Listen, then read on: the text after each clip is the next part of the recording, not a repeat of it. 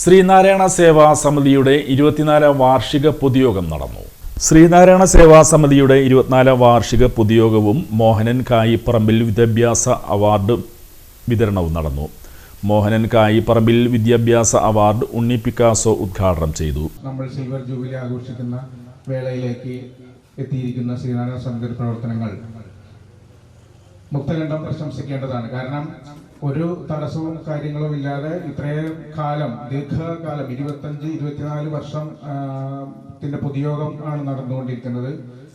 ഈ നമ്മുടെ സമൂഹത്തിനിടയിൽ ശ്രീനാരായണ സമിതിക്കുമുള്ള പങ്ക് വളരെ വിലപ്പെട്ടതാണ്. വിദ്യാഭ്യാസ അവാർഡ് തുടങ്ങി വിവിധ സാധാരണക്കാരനെ അനുകൂലമാകുന്ന വിവിധ കാര്യങ്ങളാണ് ശ്രീനാരായണ സേവാ സമിതി ചെയ്തുകൊണ്ടിരിക്കുന്നത്. വിദ്യാഭ്യാസ അവാർഡ് നമുക്കറിയാം, നമ്മുടെ മോഹൻ കായിപ്പറമ്പിൽ എന്ന അദ്ദേഹം നമ്മെ വിട്ടുപിരിഞ്ഞ് 2017 നമ്മെ വിട്ടുപിരിഞ്ഞ അദ്ദേഹം ദീർഘകാലം 10 വർഷത്തോളം ശ്രീനാരായണ സേവാ സമിതിയുടെ പ്രസിഡന്റായിരുന്നു. സൗമ്യനും മിതഭാഷയുമായിരുന്നു.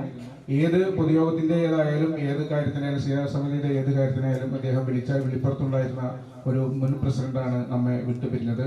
അദ്ദേഹത്തിന്റെ അകാല മരണമാണ് നമുക്ക് പെട്ടെന്ന് ഉണ്ടായത്. അതുകൊണ്ട് അല്ലെങ്കിൽ ഇപ്പോഴും ശ്രീനാരായണ സേവാ സമിതി പ്രസിഡന്റായി ഇരിക്കുമായിരുന്നു നമ്മുടെ മോഹനൻ കായിപ്പറമ്പിൽ. അദ്ദേഹത്തിന്റെ സ്മരണ പുതുക്കുന്നതിനും എല്ലാ വർഷവും പൊതുയോഗത്തിൽ വിദ്യാഭ്യാസ അവാർഡ് നമ്മൾ വി ഹരിലാൽ അധ്യക്ഷനായി. T K Ramesh, Augustine CC, IG Suresh, KK Gopi, Aneesh KR, TP Arunkumar എന്നിവർ സംസാരിച്ചു. KS വിജീഷ് സ്വാഗതവും AK രാമകൃഷ്ണൻ നന്ദിയും പറഞ്ഞു.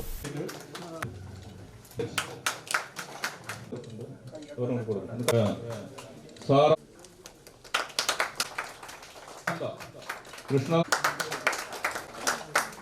ദേവലാണ്